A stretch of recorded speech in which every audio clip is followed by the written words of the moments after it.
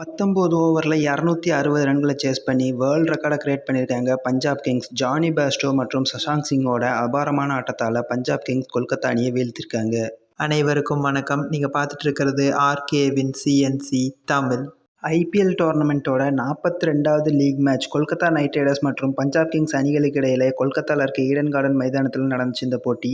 First batting ஆட ஆரம்பித்த Kolkata Knight Riders டீமில் ஓப்பனராக களமிறங்கின Sunil Narine and Phil Salt எப்பவும் போல் இந்த மேட்ச்லேயும் அதிரடியாக ஸ்டார்ட் பண்ண ஆரம்பித்தாங்க. 2 ஓப்பனிங் பேட்ஸ்மேனுமே 50 கிராஸ் பண்ண முதல் விக்கெட்டுக்கு இந்த ஜோடி 10 ஓவரில் 138 ரன்கள் அடித்து முதல் விக்கெட்டை இழந்தாங்க.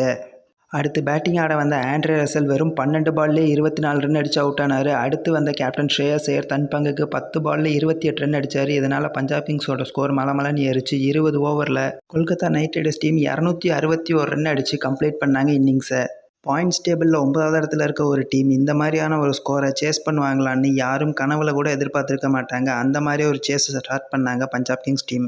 பேட்டிங் ஆட ஆரம்பித்த பஞ்சாப் கிங்ஸ் டீமுக்கு பிரப்சிம்ரன் சிங் அபாரமான ஒரு ஸ்டார்ட்டை கொடுத்தாரு. 20 பந்தில் 1/2 சதத்தை கடந்தார். இருந்தாலும் பவர் பிளேவோட கடைசி பாலில் ரன் அவுட் ஆகி அதிர்ச்சி அளித்தார். பவர் பிளேயில் பஞ்சாப் கிங்ஸ் டீம் 93 ரன்கள் எடுத்தாங்க ஒரு விக்கெட் இழப்புக்கு.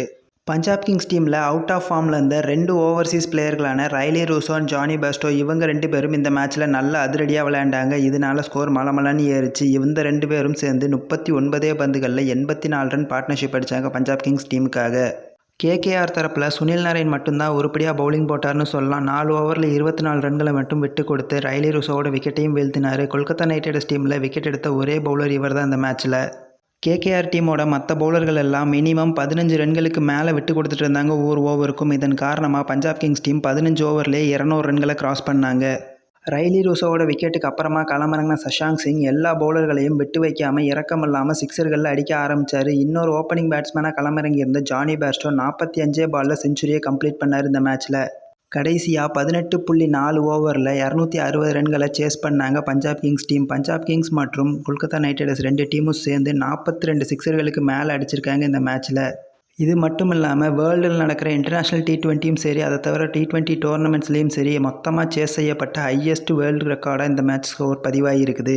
இதுக்கு முன்னாடி 2023 வெஸ்ட் இண்டீஸுக்கு எதிராக சவுத் ஆஃப்ரிக்கா 259 ரன்களை சேஸ் பண்ணதே ஹையஸ்ட் எவர் சேஸாக இருந்துச்சு. அதை பிரேக் பண்ணியிருக்காங்க பஞ்சாப் கிங்ஸ் டீம்.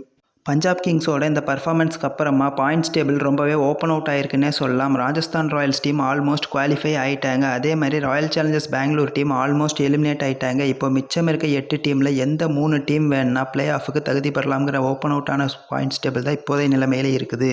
ஸோ அவ்வளோதான் ஃப்ரெண்ட்ஸ், இந்த வீடியோ இதோட முடியுது. உங்களுக்கு இந்த வீடியோ பிடிச்சிருந்தா லைக் பண்ணுங்கள், ஷேர் பண்ணுங்கள், மறக்காமல் நம்ம சேனலுக்கு சப்ஸ்கிரைப் பண்ணுங்கள். தேங்க்ஸ் ஃபார் வாட்சிங் திஸ் வீடியோ.